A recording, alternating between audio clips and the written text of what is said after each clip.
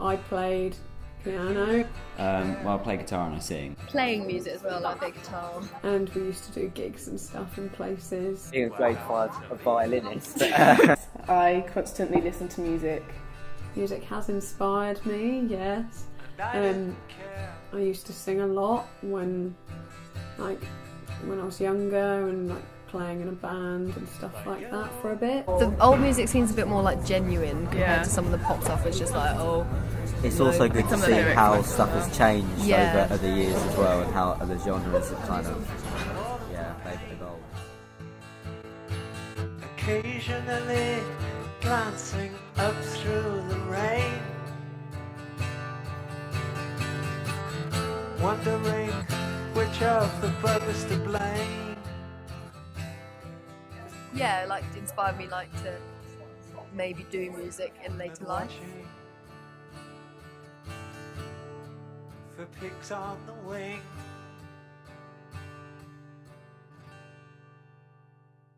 Yeah, music definitely does affect my everyday life. I think that it has such a big influence on your mood, so it can definitely take you out of bad moods. Even like walking to school, it like pumps you up for the day.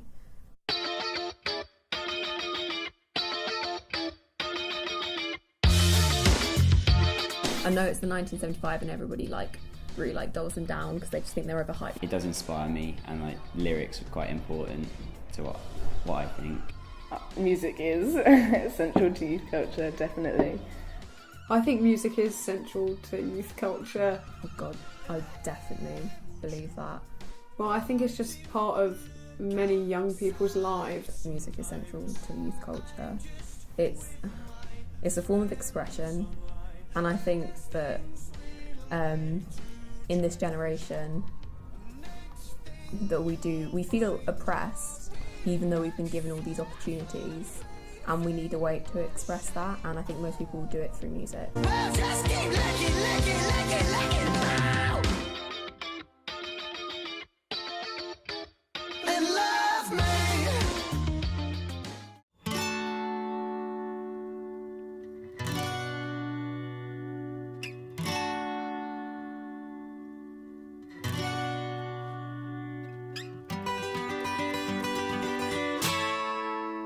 I used to prefer music from today's generation, but I'm starting to more enjoy music from the past.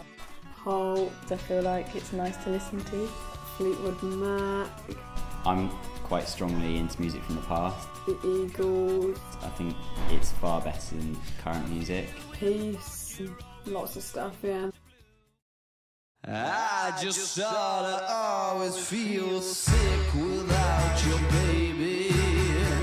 I ain't got anything to lick without you. Lots of people think Alex Turner as a lyricist is like amazing, and they really connect with what he's talking about in his songs. So I think if they shared the same experiences as he might, then they would see him as an idol. You can see like it's kind of like an indie scene, and people, the way they dress, the way it's all influenced by the music they listen to. I don't think music does control friendships, because I know that within our own group of friends, like I know that we all listen to different things. I think you can be friends with someone and have a totally different music taste. Yeah, I would say there are different like kind of subcultures within youth culture, and I guess they would have their like own different music genres. Like you've got grime, and that kind of originates in more kind of like urban areas, because it talks about a lot of areas you get in like inner city places that, you know, you might not experience if you live in like Canterbury.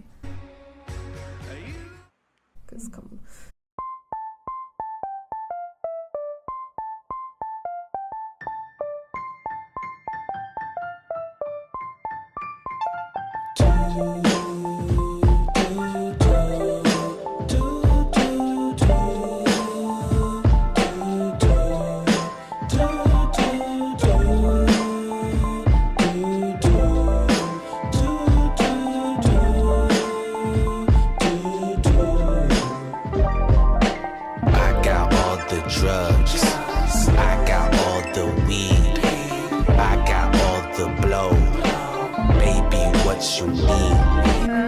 probably can give a bad impression to some people, but like, It kind of gets a bit cliche as well, because Yeah. I listen to a lot of hip hop. Everything it's kind is of always about about it. drugs and always about girls and stuff. And it kind of Yeah. gets a bit boring. Some of the music I listen to like has lyrics about drugs. It's always been a big part of society. It's just that now people are more comfortable talking about it. If there's somebody that you look up to as an artist, you might be like, oh, well, they Yeah, take drugs, yeah. so I'll take drugs. So I don't think it's necessarily a bad thing. I just think people are more comfortable talking about it. It puts a proper meaning to it, and a lot of people have experienced things with drugs in music. I wouldn't say that music would like influence you to try drugs. I guess it would lead you to be more curious. a lot of like teenage boys at our age, all they do is like rap and like sit in a room smoking weed. Many college students have gone to college and gotten hooked on drugs, marijuana, and alcohol. Listen, stop trying to be somebody else. Be yourself and know that that's good enough. People become weed heads, they become sluggish, lazy, stupid, and unconcerned. This is Mom, call me, bye. I don't know, it's alright if it doesn't dwarf your life. Yeah, if you have recreational drug I've seen use it ruin where, some people's lives, but then I've also seen some people almost in ways benefit from it. If you kind of know your own limit, if you know like what you're meant to do and how you're meant to do it, it's okay. I've got quite a mixed opinion on recreational drug use. I believe that to a certain extent you have to be safe.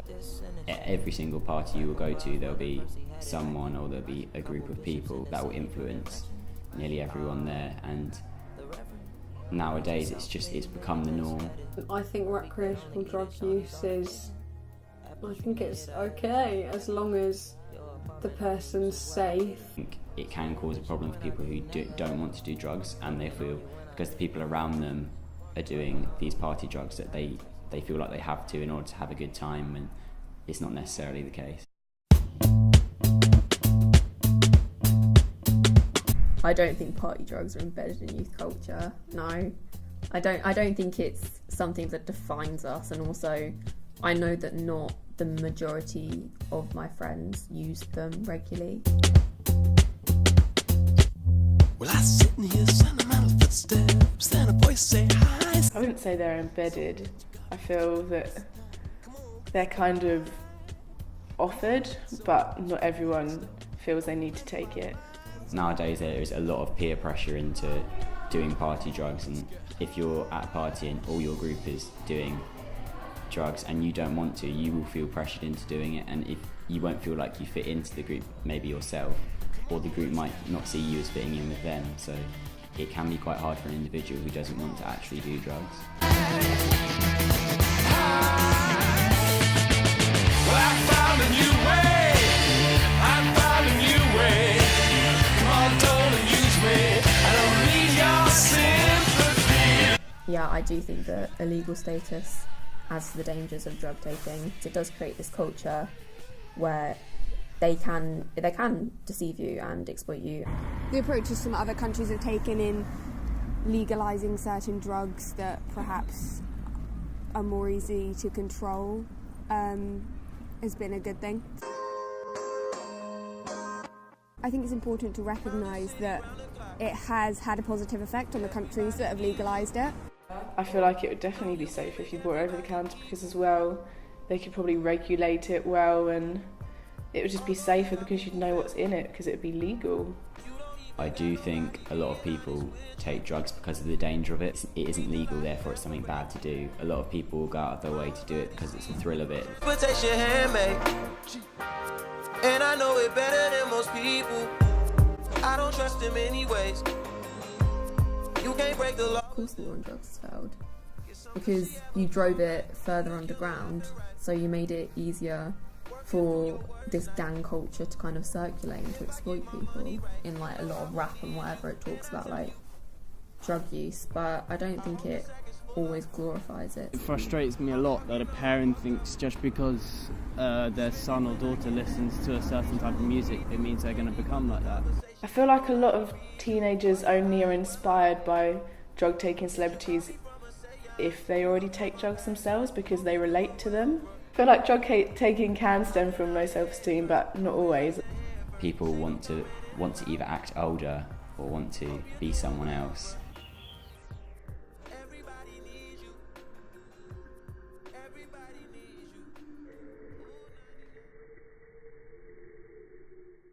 Starry, starry night, paint your palette blue and gray. Look out on a summer's day with eyes that know the darkness in my soul. Shadows on the hills, sketch the trees and the daffodils, catch the breeze and the winter chills in colors on the snowy linen land. Now I understand what you tried to say to me, and how you suffered for your sanity, and how you tried to set them free. They would not listen, they did not know how.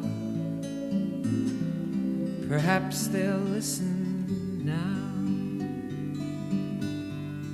Sometimes the absence of a reason for you feeling a certain way is what makes you feel just even more shit, because you want to pinpoint it on something, but there's nothing there, and so then you end up trying to convince yourself that you shouldn't be feeling the way that you do.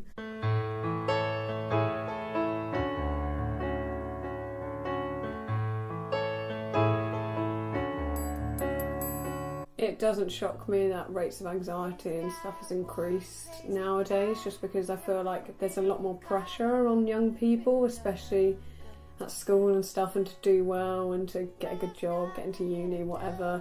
My sister, it all started, she's had very bad mental health and stuff, and it all started when her exams began, and it kind of triggered the anxiety in her, and I feel like a lot of exams put way too much pressure on people, which just kind of tips them over the edge.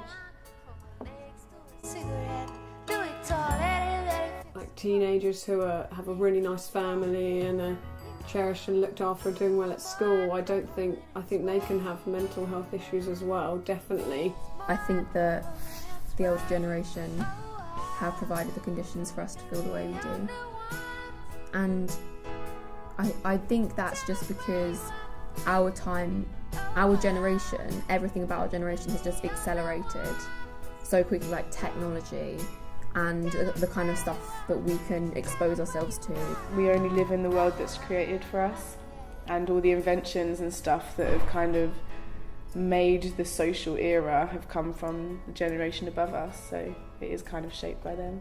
I think people nowadays, if they post like a selfie or a body picture of themselves, I think it's good because it shows that they're confident about themselves. They didn't understand what it was like to be able to communicate with your friends 24 hours of the day, to be able to see what your friends were doing all the time.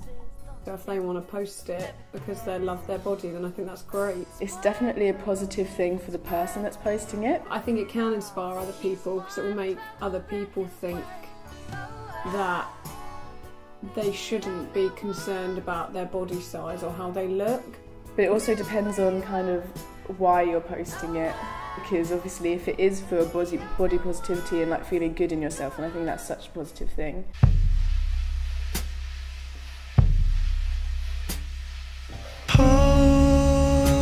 Yeah, I think label avoidance is one of the reasons that people don't like to get diagnosed, because I think as soon as you know that you've got a certain name that describes what you are, I think that kind of feels that you're lumped in with a whole group of people, and it takes away the individual issues of your condition, which can be difficult sometimes.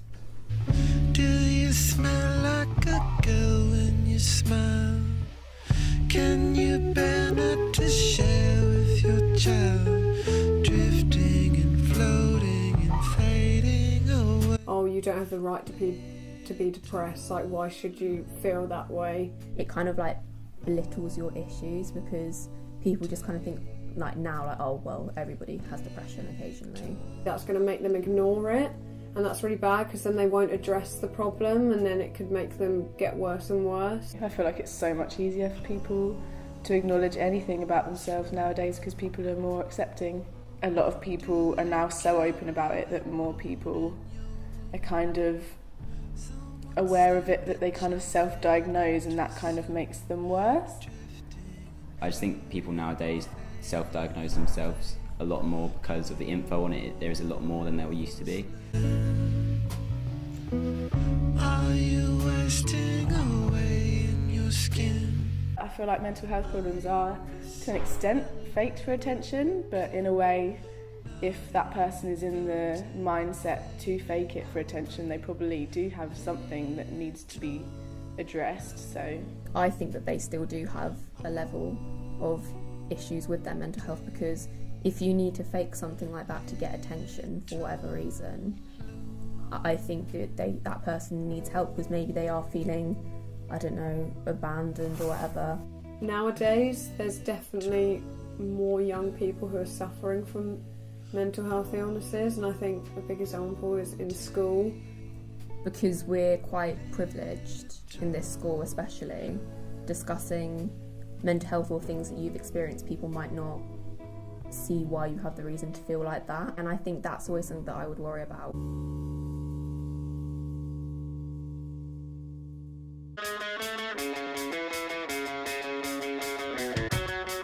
I think gender entirely is a social construct. There's someone who's born with like an enzyme deficiency where it at birth appears like they have female genitalia, so they're brought up as female, and then all of a sudden they go through puberty and they start developing like male genitalia, and everyone has to rethink how they're going to treat this person who for the first like 12 years of their life has thought that they were female and now they're not, biologically. This is what I am a man, so come and dance with Michael.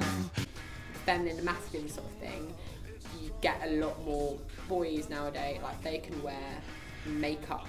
The sort of MUA scene, it's so good and accepting because you can literally get anyone of like any body type or any gender, but I think especially for men it's becoming better in a sense because they're learning how to do makeup and how it's becoming a normal thing, and we shouldn't be regarded as like, you know, oh, you're gay when you can be straight and wear makeup. Why does wearing like lipstick, why is that feminine? It's just a stick, you know? I think it really heavily is influenced by the people around you, and like you see it in like children's toys like pink and blue. It's just ridiculous. It's just wrong to take an object and assign it to... People assign it to a sex, but then they just presume that sex and gender are the same thing. That's not. Sex is like, it's about your genitalia really. That's like what you're born with. That's what the doctor does when they lift you out and they're like, oh, that's that. But gender is literally what you identify as and how you feel. Why would you take blue and be like, that's boys, pink, that's girls? It's just... why would you make life hard for yourself, make up labels that you have to stick to? Why not just do whatever you want? Because it's literally whatever you want to be. Being like a really big fan of RuPaul's Drag Race, I think it's such an art form. Drag queens help me like come out and everything. And I do think that they pioneered a new way of thinking of how masculinity is not like this set idea. While they did make this gender fluidity more acceptable in like an earlier time, I guess, I think it was acceptable because they were like figureheads. Oh, they can be a little bit charismatic, they can be a little bit out there. If an ordinary person did that in that time, in that stage of youth culture, I don't think it would have been accepted. We've like made it more easy to talk about, and I feel like we are definitely the first generation where you can openly say you're androgynous or whatever. And I think I think that's one of the main things that we've done. It just puzzles me why he wouldn't consider them the same as everyone else.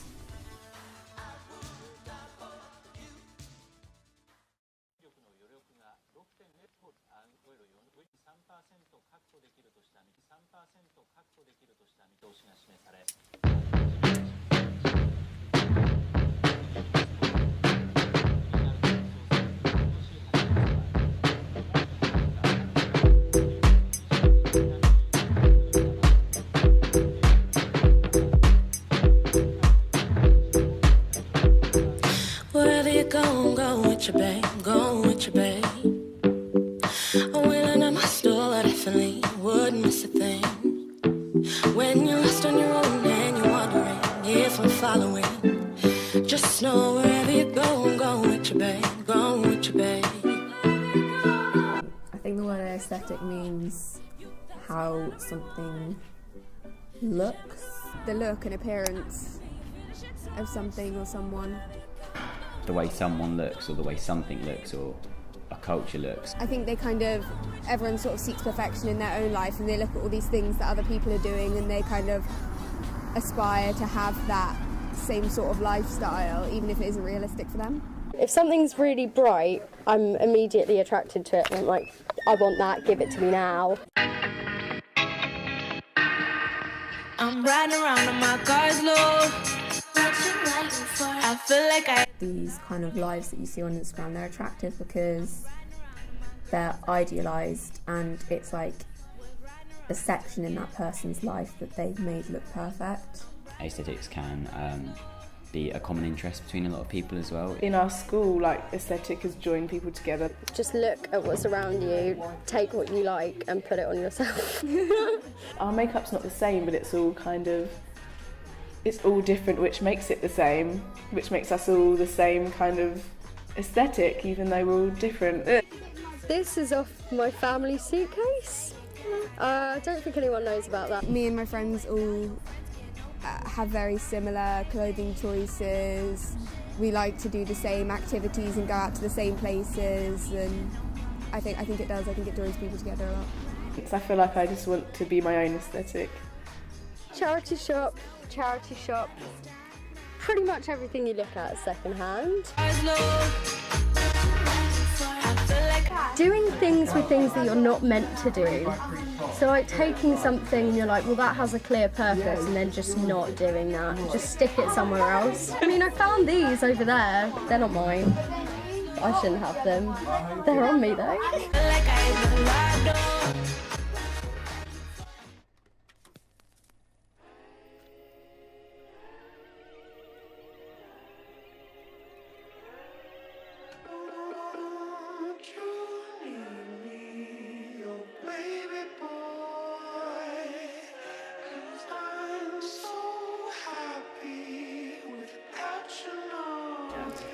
When I think of youth culture, I think of school, growing up, friends, pride, expression, hanging out with your friends, relationships, expectations, stress, skins, work, diversity, style, change,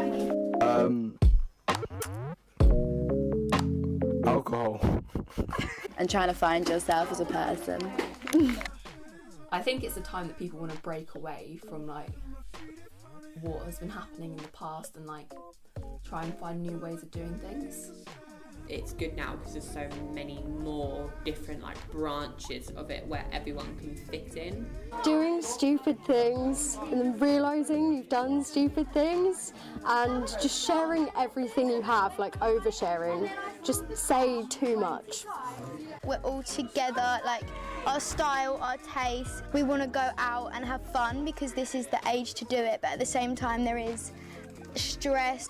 It's kind of about living in the moment, but at the same time learning basic skills to become an adult and like live.